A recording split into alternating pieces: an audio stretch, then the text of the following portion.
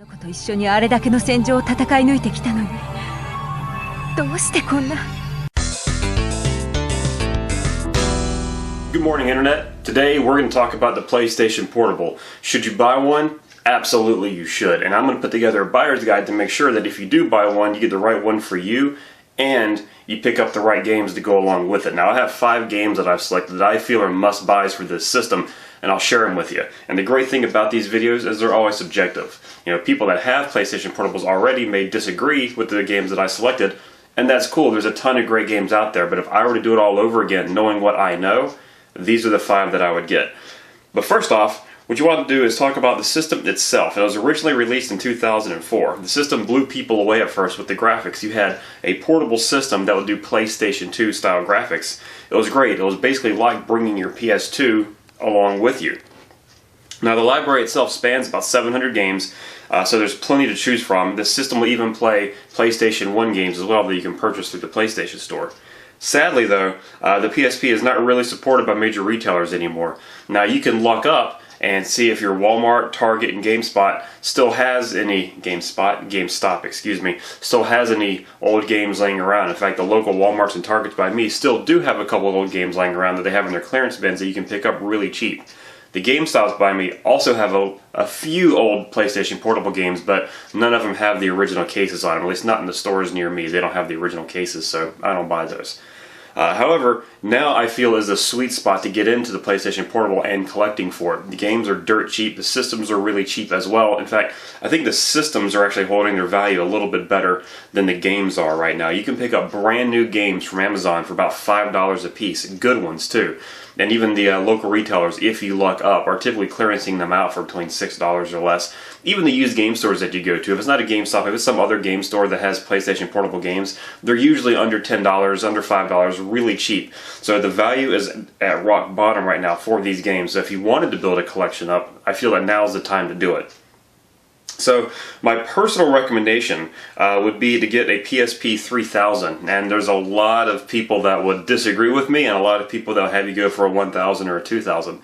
I like the 3000 because I like the battery life, I like the size, and I don't mind the screen that it has. So when it first came out, a lot of people were giving the 3000 a lot of crap because you could see little scan lines in the screen, and yeah, if you look for them, they're there, but when playing a game, I don't notice them.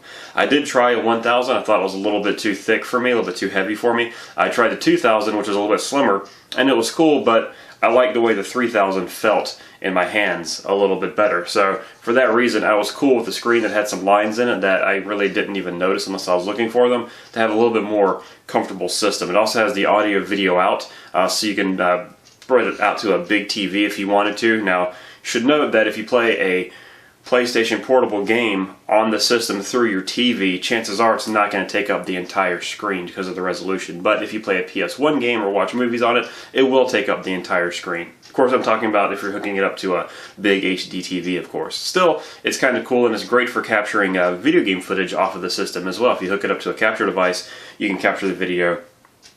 Everything's good to go with it. One that I would not recommend at this stage would be the PSP Go. And the reason for that is it's a cool system, but the PSP Go is released as a download-only system. And I know in this day and age, a lot of people like the whole download-only setup, but we're talking about an older system, older generation system here, and the reason I wouldn't recommend that one is because the games are pretty expensive through the PlayStation Store now, comparatively to what you can buy them for at a game store used, or even new at a game store if you can find some new copies, or if you go to Amazon and find some new copies. So for a game that you would pay $14, $15, $20 for in the PlayStation Store, you could probably find a physical copy for $5 or less. And for that reason, I would recommend one of the regular PlayStations, not the PlayStation Go. The other reason is that not every game that was released for the PlayStation Portable is available digitally to download. So if you're a hockey fan like myself and you want an NHL game, well, NHL 97 is kind of NHL 07 is kind of the only title really worth playing on the system, and you have to have a physical copy. You can't buy a digital copy of it.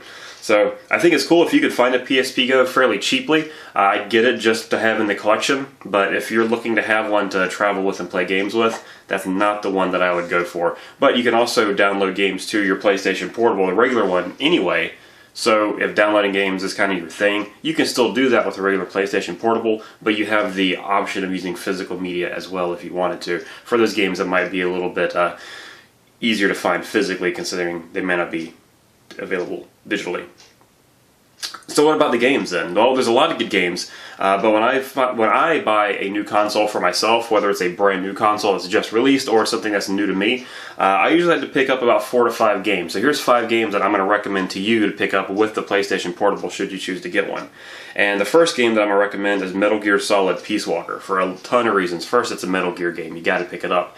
Second, it's really, really good. Now, the frame rate hovers in the 20 plus frame per second range on this game on the PlayStation Portable, which some people don't like. It's perfectly playable. It's a fine game. It looks great. It was done by Hideo Kojima himself, so the writing is good, the production values are great, the story is good, and it's the story that happens before Metal Gear Solid 5. So if you want to find out what happened to these guys and what brought them to wherever they're at in the story of Metal Gear Solid 5, this will tell you. This has the beginnings of Mother Base, their whole PMC that they're doing. You get introduced to Miller, to Paz. You get introduced to a lot of key people from Metal Gear Solid 5 in this game, and you get a better backstory than you kind of got with Metal Gear Solid 5. But basically, if you're not familiar with the game, it is a third-person stealth shooter with a bunch of huge boss fights. You're fighting these giant machines, really cool set-piece battles, and everything comes together in a deep, cohesive story and experience. It's just a great game. Highly recommend that you pick it up. The second game that I would recommend to you is God of War Chains of Olympus, and this is actually the first title I bought for my PSP. So years ago when I bought my PSP, I got one game with it, and it was Chains of Olympus, because back then I could only afford one game, but quickly I went back and picked up a couple more. But I played it through many, many times. In fact, the first day I got my system, I put this in, I played through it, and I was done with it. I was like, well, damn, now I gotta get a new game. But it's great. The graphics look just as good as you would imagine they do for a God of War game. It looks like a PS2 title, just kind of shrunk down a little bit. The frame rate's good, the action is fast, the quick time events are there, they work great. There's really no slowdown in it that I could detect. It's just a really good looking title. It's an older title, but it's a great one to show off the system because it still holds up even today. The third game that I recommend to you is one that I think you must have on any PlayStation system, and that's Gran Turismo. This game looks great. It looks very similar to the PS2 versions, which is kind of a running theme with the PlayStation Portable, but it looks great, it plays great. The only thing with Gran Turismo for the PSP that you miss out on is the car customization. You can't do it. I guess I kind of get why they did that, because maybe they ran out of room on the little UMD disc to allow you to do that. But you kind of miss it. Part of the things that I like about Gran Turismo is the fact that you can customize your car. You know, if you're having difficulty with the race, you can upgrade your intake, your exhaust, your ECU, you can add a turbo to it, a supercharger to it, nitrous. All that's gone in Gran Turismo, so it's basically just a driver's race every time. But you do have almost the full roster of cars that you would expect for this era of Gran Turismo. And the game plays fast, you can do custom soundtracks with it, it looks great. Highly recommended, great racing game for the system. Probably, I feel, the best racing game for the system, which is why that's the one I recommend. Fourth game on the list is a little controversial because some people don't like this being tied to the Parasite Eve series, but The Third Birthday. You gotta pick it up, you gotta play it, it's great. It is technically the third game in the Parasite Eve series, back from the PS1 days, but in reality it's more of a spin-off. You still play as Aya, fighting monsters that they call the Babbles or Twisted. And as is the case with a lot of PSP games, it's set up in a bunch of different missions that you can tackle. Graphically, it looks really, really good. It's one of the better PSP games out there, I feel, in terms of graphics. It runs smoothly, the action is fast-paced. There are a few random difficulty spikes, so you'll be cruising along for a couple missions, and then all of a sudden, the difficulty gets ramped way up without warning. So, be prepared for that. However, if you push through it, you're rewarded with a really good game, a really cool story. It's got your typical Squaresoft style cutscenes in it, and it's a great title for the PSP. I wish they would make an HD version of this game for the PS3 or PS4. I'd absolutely pick it up. And the last one that I recommend to you is Kingdom Hearts Birth by Sleep. I love this game. I love the Kingdom Hearts series, and this game looks amazing on the PSP. I feel it is the best looking PSP game out there, and the reason I feel that way is because of the art style. If you look at the PS2 games, the Kingdom Hearts for PS2 still look good to this day. It's still a great game to play. Yeah, you can see a little bit of age in it because of the resolution it runs at, but if you look past that and just look at the game, it's beautiful. The lighting is beautiful, the animation is beautiful, the voice acting is amazing, just like the other Kingdom Hearts games. The story is really good, and you get to play as 3 different people, so you basically have 3 full games in this one title, and it's great. It's your typical Kingdom Hearts affair. You run around with your Keyblade, slashing enemies, meeting up with Disney and Final Fantasy characters, and just having a grand adventure. Easily a no-brainer to buy if you're looking for a game for your PlayStation Portable. A couple honorable mentions that I would like to talk about. I didn't pick these up as must-buys, but if you play through the 5 games that I recommended and you're hungry for more, here's another 5 that I would recommend to you as well. These would be great games to pick up afterwards. Number 1 is Resistance Retribution. It is a continuation of the Resistance series on the PSP. It is incredibly well done.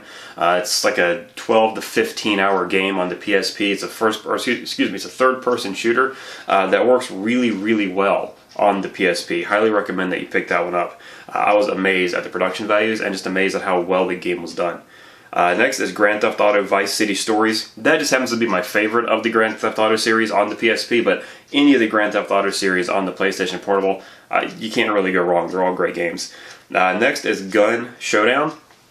It's called Showdown, but really it's just the PSP version of Gun, which was out for, every system available at the time. You got PS2, Xbox 360 is out for the PC, and also, of course, the PlayStation Portable. It's a good third-person shooter, kind of a say like Red Dead Redemption, but like an earlier version of it. They're not tied together, but that's the best way I can really describe this. Like Grand Theft Auto set in the West, but before Red Dead.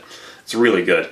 The Army of Two, the 40th Day, didn't get great reviews. I like it. I like the Army of Two series, however, but this is a good top-down shooter, or isometric shooter, whatever the actual word is for it. That's what it is. It's really good, I feel. It's kind of glitchy, kind of buggy. It wasn't made with the biggest budget, but I don't know, there's a fun factor there. And I like I like Army of Two, so I picked this up for the PlayStation Portable. It's a good travel game to go with, pretty quick and easy to play. And the last is not really a PlayStation Portable game, but you gotta pick it up. You gotta have Castlevania Symphony of the Night. Either the PS1 title downloaded through the PS1 store, or if you have the Dracula X game for the PSP, it's on there as well. I would recommend getting the PS1 title because on the Dracula X game, you actually gotta play through one of the games to unlock it. It's not available from the start. So if you just wanted to jump into Symphony of the Night, PS1 title is the way to go. But it's Symphony of the Night. There's really nothing that I can say to sell this game to you. If you know about it, you probably already have a copy. If you don't know about it, pick up a copy just blindly if you want to. It's worth it. It's that good. So one thing that you will notice is that there are no first-person shooter games on my list, be it the 5 that I recommend you buy or my honorable mentions. And while there are some decent ones, my opinion is to hold off on them as they play a little bit awkwardly on the system. I do have Call of Duty and Medal of Honor and enjoyed my time with both of them, but I wouldn't recommend them as starter games on the system. What I would recommend is if you do want to pick up some first-person shooter games for the PlayStation Portable, is that you download them onto your Vita. Because on the PlayStation Portable, they use the face buttons as your camera, but on the Vita, you can map those to the other analog stick and use it as like a camera stick. And it works really well. So if there's some shooter games on the PlayStation Portable that you really want to play, just download them for the Vita if they're available through the PSN store. That's a better way to do it. So anyway, that's my list of titles. There's a lot of great games, a lot of other opinions on this topic. This is just based off of my experience, my taste in games, but it's still an all-around solid list of games I feel that you should have for the system, regardless if they're your first ones or not. They're great to have in the collection. So I hope you learned a bit. If you don't have a PSP, hopefully this kind of convinced you to buy one and why it's a good system to start collecting for, especially with the bargain bin prices right now. And I hope you have a great day. Happy hunting, and thanks for watching. If you like this video, you can find more content from us at thedailygoatshow.com. Also, feel free to subscribe, like the video, and check out everything else that we have going on.